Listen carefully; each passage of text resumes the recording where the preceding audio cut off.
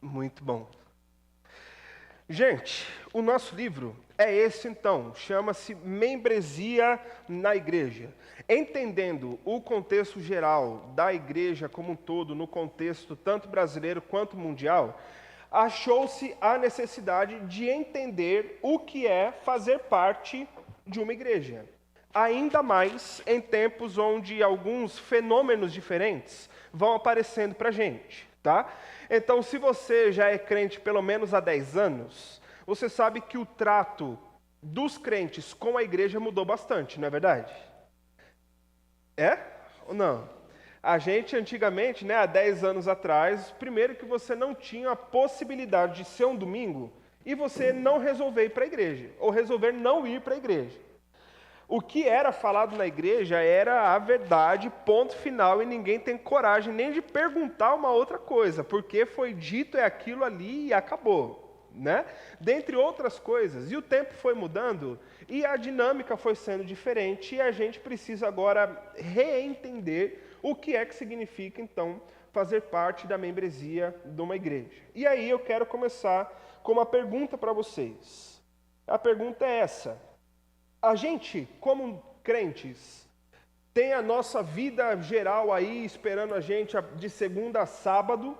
A gente tem trabalho, faculdade, tem estudos diversos, responsabilidade com família, uma série de coisas. Mesmo considerando a nossa vida como um todo, a gente ainda precisa ter algum tipo de relacionamento com a igreja? O que vocês acham? Ah, tá com o Marlon ali. Marlon, você é o nosso Ronald de hoje.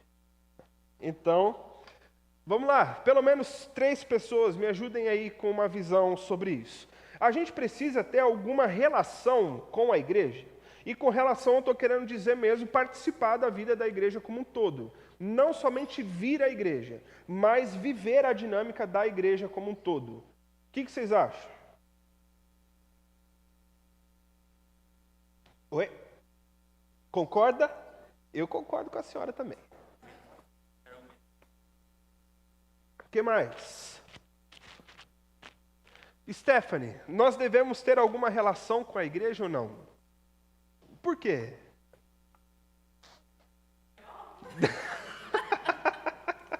Porque a gente precisa ter relação com a igreja, porque a gente tem uma harmonia com nossos irmãos, a gente aprende mais de Deus, a gente tem uma comunhão. É óbvio que tem que ter.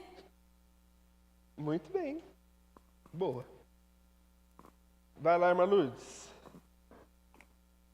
Nosso relacionamento com a igreja, por exemplo, nós crentes não podemos ser crentes sozinhos, porque nós não amamos só a Deus, nós amamos os irmãos. Nós precisamos da comunhão dos irmãos, nós precisamos estar na comunhão a cada dia, aprendendo uns com os outros. Por isso que a igreja é a igreja. É isso aí. Muito boa essa frase, hein? Por isso que a igreja é a igreja. É isso, né? Muito bem. O problema, então, que aparece e que causa esse tipo de pergunta para a gente hoje é justamente a forma com que o nosso mundo vive hoje, e é praticamente inevitável ter uma tensão entre esses 2 pontos que estão aqui. E como eu comprei esse tablet só por causa disso, então eu vou usar. O problema da gente frequentar apenas e não a gente pertencer à igreja. Esse é o problema que se estabelece quando a gente começa, então, a pensar sobre esse tipo de coisa. Por quê? Porque hoje entende-se que igreja é uma instituição um tanto quanto complicada da gente lidar com ela. Ao longo do tempo e nos últimos anos, se você pensar a respeito da relação entre as pessoas do nosso mundo como um todo e as relações institucionais, há uma fragilidade, uma tensão gigantesca entre essas 2 coisas. Porque hoje, ninguém mais acredita na instituição. Simples assim. Instituição se torna um lugar de corrupção.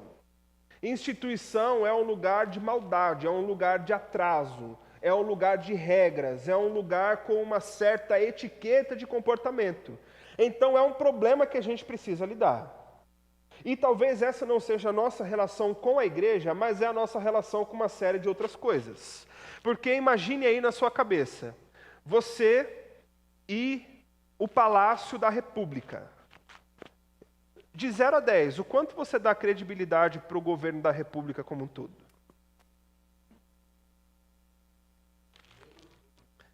-2. Complica, né? É difícil. De 0 a 10, quanto você dá de crédito, digamos assim, para o banco que você é cliente? De você olhar e pensar, eu confio plenamente nesse banco. Se o nome do seu banco for Master, então aí tá difícil, né? Mas sendo outros bancos, quanto você acredita aí de confiança? Você consegue fechar os olhos e dizer, se eu ganhar R$1 milhão, eu posso deixar tudo no mesmo banco e está tudo certo, nada vai me acontecer. Na poupança, você confia? Debaixo do colchão, já é a sabedoria judaica é essa, né? É isso. Aliás, o ano passado o André deu um workshop para a gente aqui cheio de investimentos seguros, mas sempre com uma ressalva de alguma coisa. Por quê? Não dá para acreditar 100%. Qual o nível de confiança que você tem com o seu convênio médico, por exemplo? Se você tem convênio. Eu, com um dinheiro assim considerável que a gente gasta de convênio por mês, fui tentar marcar uma consulta, aí eu não ia sair daqui para Mauá só para ir numa consulta, marquei a consulta online. Fiquei 1h20 esperando, o médico não apareceu. Aí fui, marquei de novo, o médico não apareceu de novo. É online, velho, né? Tudo bem. Era só para me dar uma guia para eu ver se eu estou morrendo ou não. Era só isso, só para fazer o exame. E aí fiquei esperando, liguei na central e eles marcaram para mim para o dia 18 de março uma consulta online. Simples assim.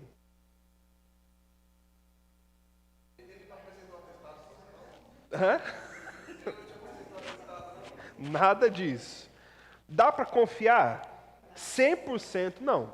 Nem naquilo que a gente paga, naquilo que é menos pior para a gente, é um pouco mais complicado. A gente tem essa visão difícil com as instituições, e então tudo aquilo que é um pouco mais liberal, digamos assim, o que é um pouco mais fácil, tudo que é mais informal, parece que funciona melhor. Porque talvez o mesmo médico do meu convênio, que só vai me atender no dia 18 de março, se eu mandar um WhatsApp para ele dizendo que eu pago a consulta dele no dia, ele me atende dali a 10 minutos. E aí a gente vai migrando para esse tipo de coisa mais informal, mais fácil, aparentemente um pouco mais tranquilo de ser feito. Sem tirar a crise de autoridade que a gente vive nos nossos dias. Eu, o Luiz e o Danilo estamos lendo um livro juntos que fala justamente sobre isso. Sobre a queda da moral de qualquer tipo de liderança e também da falta de credibilidade que existe das pessoas com qualquer figura de autoridade. Então a família, enquanto uma figura de autoridade, ela é invertida agora, porque a família, ela não é mais um centro de amor, de cuidado, de carinho. Na visão do nosso mundo, a família é o princípio do problema de um sistema opressor. Porque é na família que você escuta um não. É na família que de vez em quando sai ali uma discussão. É na família que você tem regras, o que você faz ou não faz. É um sistema maldito de opressão que existe. Tem inclusive um meme, né, desses aí do Instagram, que é tipo um trote, né? Eles ligam para um cara fingindo que é o presidente da República. E é o imitador que fala com ele, né, e tudo mais. E antigamente, se você pensasse em falar com o presidente da República, seja qual for, qual tipo de postura que você ia ter? Respeito, uma formalidade, né, para conversar ali e tal. Se você fosse até lá a Brasília, provavelmente você colocaria um terno, uma gravata, uma roupinha social feminina, não sei qual seria, mas enfim, você ia todo, né, cheio de cuidados ali para falar. E aí, nesse trote, eles ligam fingindo que é o presidente, querendo contratar o cara para fazer um show. E a hora que ele fala assim, mas quem é? Aí fala, é o Luiz Inácio. Fala, é o presidente? É. E o cara fala, é o presidente. Ele sai xingando, mas de tudo que é nome. num conjunto de palavrão que eu nem sabia que existia. Eles estavam xingando de tudo que é tipo. Porque o olhar para esse tipo de autoridade, para a gente, assim como a instituição é ruim, para a autoridade da instituição é ainda pior. Então é uma crise de olhar para a igreja e acreditar confiança na igreja, para pertencer a ela, junto com a crise de achar que todo e qualquer pastor é um corrupto ladrão safado que vai roubar dinheiro ou que vai usar a igreja como uma massa de manobra de algum tipo. E junto com tudo isso existe também essa cultura que a gente tem de que é melhor a gente ser cliente de alguém do que a gente fazer parte daquilo lá. É melhor só eu ir e usar e depois está tudo certo. E isso gera para a gente um problema. O problema de somente frequentar a igreja e não de você pertencer a uma igreja. E quais são esses problemas, então? O problema em frequentar, para nós que somos membros de igreja, que temos uma caminhada com Jesus, que temos uma história de fé, digamos assim, apresentam-se alguns problemas do que é frequentar. Começando por frequentar a igreja, ela se limita a ser, a cada domingo, ir em uma igreja diferente para a gente ver coisas diferentes. O frequentar é isso. Eu não faço parte, eu não compro a ideia, eu não me preocupo com a doutrina, eu não sei de onde veio e também não estou interessado em saber para onde vai. O que eu quero é que nesse domingo que eu estou livre e que eu for lá nessa igreja, eu vou ver uma coisa assim muito legal. E domingo que vem, eu tenho que ver outra coisa mais legal ainda. E no outro domingo, eu vou procurar uma outra coisa diferente. Meu pai tem um colega lá no condomínio, que ele é um rapaz assim, meio exótico, né? Digamos assim. Ele gosta de tudo um pouco. E no fim de semana ele faz a maratona religiosa. Ele vai na sexta-noite na gira do pai não sei quem, que tem lá no bairro. Aí no sábado de manhã ele vai no Seixonoye, porque é uma coisa mais oriental, né, e tudo mais. Sábado à noite, ele vai, de repente, uma igreja adventista, um outro tipo de igreja e tal. E aí, no domingo de manhã, ele vai para uma outra, né, para fazer a peregrinação dele. Aí, do nada, ele fala assim, nossa, hoje eu acordei meio pentecostal, eu estou a fim de ver uma coisa agitada. Aí ele vai numa igreja neopentecostal. Ou então, não, hoje eu estou assim, mais calmo, preciso dar uma descansada. Aí ele vai na presbiteriana da cidade, tem um órgão lá, não sei o quê, ele vai para ouvir aquela música mais calminha, não sei o quê. Aí de vez em quando ele está assim um pouco mais, né, diferente, aí ele vai na batista, na metodista. A única coisa que ele não gosta é a missa, porque ele fala que a missa dá sono. Então os católicos estão fora da peregrinação dele. Frequentar a igreja é tipo isso mesmo. É só uma peregrinação para ver uma coisa diferente a cada lugar que eu estou indo. Cada domingo é um canto, se tiver uma coisa diferente e atrativa eu vou, se não tiver eu também não vou, e tanto faz. Em segundo lugar, é ir onde estarpa. Não sei o que eu escrevi aqui. É ir, na verdade, em um determinado lugar, ou estar em um determinado lugar em que um pastor X vai estar lá, e aí, porque o pastor X vai estar lá, eu quero ir também, porque, afinal de contas, lá ele fez uma live no Instagram para mostrar que ele vai estar lá, a live é cheia de seguidor, foto pra caramba, um monte de coisa que ele faz, então eu vou lá para ir lá e ponto final. Um exemplo disso. Teve uma família que nos visitou um tempo aqui na igreja, que eles estavam cogitando ficar aqui com a gente e tal, e depois eles disseram, não, pastor, a gente mudou de ideia e tal, e beleza, isso acontece o tempo todo, né? Daí eu falei, mas pensa bem, né? Reflita bem aí sobre a igreja, precisando de alguma coisa, você avisa aqui a gente. Isso foi numa terça-feira, numa quarta-feira que a gente conversou. No domingo de manhã a família me mandou uma selfie na frente da Lagoinha em Alphaville. Aí eu falei, foram lá visitar, né, enfim. Não, legal, beleza. Eles, não, a nossa igreja agora é essa aqui. O detalhe, eles moravam aqui no bairro, iam em uma igreja de Itaquera, que passou por uma divisão, e já estava ficando pesado em Itaquera, que é muito longe. Então, a gente precisa mudar de igreja. Eu vou lá para a Lagoinha de Alphaville. E aí dizendo, beleza, né? Que o problema é deles, de todo caso, e vai lá, frequenta e tudo mais. Mas qual é a motivação para você sair daqui para ir lá em Alphaville? Não, porque o pastor aqui, eu esqueci o nome dele, que era um cara famoso, você já viu quantos seguidores ele tem no Instagram? o canal dele do TikTok, não sei o quê. Então a gente veio para ver de perto aquilo que a gente vê na rede social. É o frequentar. Primeiro, porque é praticamente insustentável manter uma rotina dessa. E segundo, quem está afim só de ver alguma coisa diferente de um líder específico, só está frequentando.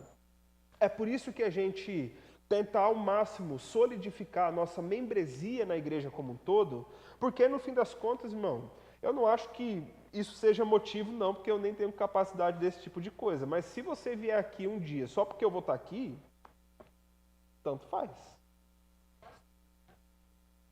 Exatamente. Por conta de um pastor que está lá. Se chegar daqui 2 meses, eu vou embora, vou para outro canto, assumir uma outra igreja. Aí você vai embora também porque não estou aqui. Não. Não é frequentar, é o pertencer. Esses riscos que aparecem para a gente. E o terceiro risco, que eu acho que é um pouco mais evidente do nosso tempo, é a procura por entretenimento ou por algum tipo de atração semanal. Se por um lado a gente procura uma novidade, ver alguma coisa diferente onde quer que a gente esteja, por outro lado, a gente começa a buscar atração. Então, a gente usa de rede social, de outros artifícios para entender onde é que o cantor X vai estar nesse final de semana. Onde é que aquele grupo tal, coral não sei o quê, não sei quem, que vai estar não sei aonde, onde é que eles vão estar esse fim de semana, porque onde eles estiverem, é lá que eu vou. Esse tipo de busca por entretenimento. Só que ao invés de eu procurar algum tipo de entretenimento fora, eu vou procurar algum que eu tenha alguma promessa de bênção. Logo, eu trago isso para a igreja. Vocês sabem que eu e a Lê ficamos por 6 meses lá na Igreja da Liberdade. E a Igreja da Liberdade era conhecida, né, por algumas coisas, inclusive pela orquestra que tem lá. E parte do louvor, e naquela época o louvor inteiro, era feito pela orquestra, os hinos e aquela música mais sacra, né? Aquela coisa toda que há quem ame e há quem deteste. Mas lá era o amor da galera. E aí começou uma transição dentro do ministério pastoral para não ser apenas hinos com orquestra, e a gente começar a ter um momento de louvor, com as bandas e tudo mais. E o que começou a acontecer foi, famílias, e não era uma ou duas, eram várias, chegavam na porta da igreja e perguntavam para quem estava recebendo lá, ou representando o ministério pastoral, dizendo, vai ter orquestra hoje? Não, hoje é a nossa banda que vai tocar. Ah, então tá bom, Deus abençoe, viu? Boa semana. Virava as costas e ia embora. Isso era a rotina. Famílias que só iam ficar lá se tivesse a orquestra. O quê? Aconteceu recentemente lá também. Exatamente. Uma transição no ministério da igreja, onde um líder, né, não seria mais líder lá. E aí um grupo de quase 100 pessoas foi embora da igreja, simplesmente. Porque não ia ter orquestra todo domingo. Entende? Então, esse tipo de coisa começa a gerar no nosso coração o sentimento de estamos simplesmente frequentando, a gente está em busca de um produto, e aí é lei da demanda e da oferta. Eu estou precisando de uma orquestra, onde é que tem? É lá no fim do mundo? Então eu vou lá. Ah, mas depois é lá na Zona Sul? Eu vou lá. Mas depois vai ser não sei aonde? É lá que eu vou. Porque eu preciso do entretenimento dominical abençoado para eu conseguir manter a minha semana bem. Então, frequentar a igreja, além do problema de não criar o vínculo, cria no nosso coração o coração do cliente. E quando nós somos clientes, Jesus não é o Senhor e Salvador. Jesus é apenas um servo para fazer a nossa vontade. E se ele demorar muito para ficar respondendo oração, ou se ele negar uma bênção para mim, eu vou procurar outro que vai me oferecer aquilo que eu quero. Porque eu estou procurando alguém que supra a minha necessidade no momento. Simplesmente isso. Então, para nós, discípulos de Jesus, crentes, membros de uma igreja, isso tudo é um problema. Por outro lado, para as pessoas em geral, aqueles que não conseguem ver como nós vemos, existem outros problemas relacionados ao pertencer. E quais são eles? O primeiro é o compromisso, no geral. Porque você se lembra que nós não acreditamos mais nada à instituição, nós não acreditamos em lideranças e menos ainda a gente quer ter algum tipo de compromisso com alguma coisa. Que o meu compromisso maior e principal é de segunda a sexta-feira na empresa que eu trabalho. Lá eu chego mais cedo, eu saio mais tarde, lá eu dou conta de tudo que me pedem, eu não falo não para ninguém. Lá da onde vem o meu sustento, é lá que eu tenho meu compromisso. Fim de semana, eu estou livre, né? Cabeça livre, eu preciso reenergizar para começar uma próxima semana. Então, no dia de descanso meu, que eu vou para a igreja, eu ainda tenho que ter um compromisso com alguma coisa que vai acontecer lá? Então, eu não quero. Eu prefiro que não. Pertencer à igreja se torna uma coisa ruim, como um sinônimo de um problema que eu arrumei para minha cabeça por meio de um compromisso. Além do que, prestação de contas se torna um outro problema. E a nossa relação como igreja, prestação de contas é algo extremamente basilar, simplesmente assim, em vários níveis. Por quê? Você sabe bem que se você pensando no caso da nossa liderança, um líder na nossa igreja, e de repente alguma coisa aconteceu que não vai dar certo, não vai rolar, não votar, enfim, está tudo certo. O que a gente precisa fazer? Como? Avisar, simples assim. Isso já é uma prestação de contas. Para algumas pessoas, só isso é o fim do mundo. Porque eu tenho que ficar dando satisfação para outra pessoa. Se eu não dou crédito à liderança, como é que eu vou prestar conta com tranquilidade? Entende as tensões que vão surgindo?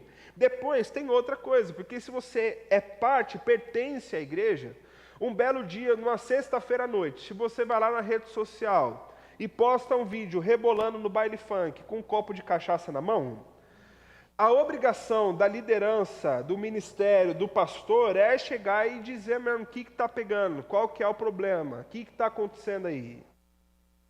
E aí eu vou ter que dar conta da minha vida privada para a minha liderança? Eles que são retrógrados, eles que são atrasados e tal, tudo isso. Eu tenho que prestar conta da minha vida do que acontece. Se um dia você está passando na rua e você me vê aí, sei lá, abraçado com um monte de mulher na esquina ali do metrô, você tem condição de cobrar uma prestação de contas minha ou não? Com certeza absoluta. Eu preciso prestar conta também do que acontece. Não é só do lado da membresia, é ao lado do corpo como um todo. A gente tem esse tipo de prestação de contas. O que isso não pode ser? E, aliás, já adianto para vocês que esse módulo vai ser muito legal, porque a gente vai abranger muita coisa. Inclusive, o que é e como se configura o abuso religioso, como é que se denuncia, quais são práticas de um líder abusador, um líder totalitário. Tudo esse tipo de coisa que pode te ajudar muito, daqui para frente, quanto ajudar você a ajudar outras pessoas também. E se um dia eu começar a caminhar por um negócio desse, você pode me puxar na orelha também e falar, ô, gordinho, volta aqui pro foco, né? Volta para onde precisa estar. Então, esse tipo de prestação de contas se torna algo como quase um abuso quando você é obrigado a não só prestar contas, mas você é obrigado a consultar uma liderança para saber o que você faz na sua vida. Você precisa consultar uma liderança para saber se você pode ou não casar, se você pode ou não namorar, se você pode ou não tomar uma decisão específica. Lá em Mauá tem uma igreja que ela é muito conhecida por esse abuso declarado de liderança e de poder. E uma dessas pessoas começou a frequentar a igreja de um amigo muito querido lá em Mauá. E ele disse que a mãe dele faleceu num sábado de manhã e o enterro seria no domingo à tarde. O domingo era o dia de batismos na igreja e tudo mais. E a tristeza daquele homem, que ele não conseguia se resolver de jeito nenhum, era falar que ele não acreditava que ele teve que perder o sepultamento da mãe dele. E aquilo deixou uma marca gigantesca. E ele falou, mas você perdeu por quê? Era longe, não teve condição, o que aconteceu? Ele falou, não, eu liguei para o pastor para perguntar se eu podia ir lá no velório. Só que ele disse que era o dia do batismo e ele precisava de ajuda nas coisas do batismo. Então ele disse, a minha cobertura espiritual está sobre você e você precisa vir ao batismo. E aquele homem foi para o batismo. perdeu o relacionamento com os irmãos, porque os irmãos acharam um absurdo, e a gente achou também só de ouvir. Ficou com uma mágoa enorme no seu coração, uma ferida difícil de fechar, e no fim das contas, abuso religioso. Simplesmente isso, tá? Outro problema de pertencer são as atividades da igreja. Para quem está acostumado a simplesmente ir para ficar um pouquinho e tal, e não sei o que, daqui a pouco vou embora, as atividades que acontecem num domingo, num fim de semana, na semana na igreja, se tornam uma verdadeira tortura para outras pessoas. Porque, no fim das contas, eu me vejo praticamente obrigado a estar, já que eu faço parte. E uma vez em que, na minha igreja, existam atividades que são da igreja, isso gera para mim um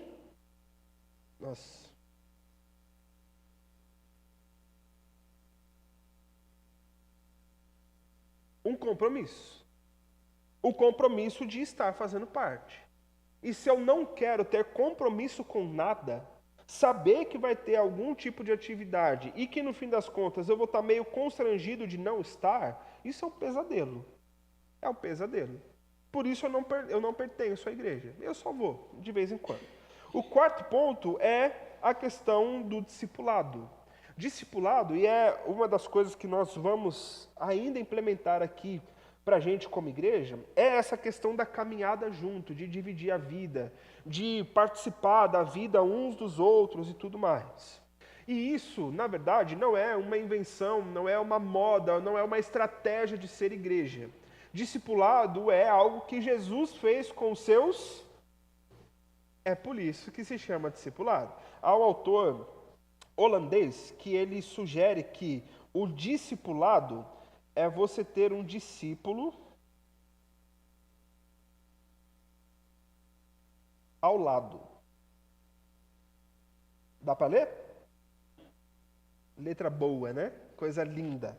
O discipulado, na verdade, é você ter um discípulo ao lado. É você caminhar junto, seguindo a vida, vivendo a vida e dividindo a sua vida um com o outro. E se a gente se propõe a caminhar juntos, a estar perto, a viver essa vida ao lado, isso significa que automaticamente a gente vai precisar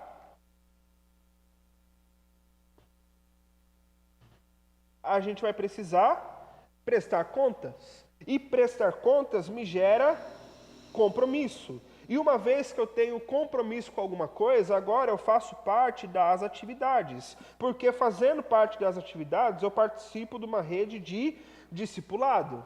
Então tudo isso cria raiz aonde eu estou, e a criação da raiz é um problema.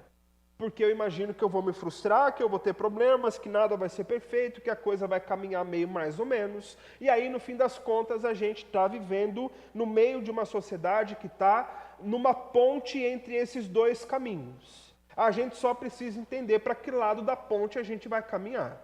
Para o lado de virar frequentador, e não se engane que nós temos alguns aqui, faz parte, toda igreja tem, mas a gente precisa virar essa chave e caminhar para o outro lado da ponte, de pertencermos e sermos igreja. Porque, no fim das contas, o que a gente vai ver ao longo do tempo é que isso se torna um padrão bíblico para que a gente siga. Então, nós precisamos aprender o que é ser membresia e descobrir a alegria de pertencer, ao invés de apenas a gente frequentar. Tá certo?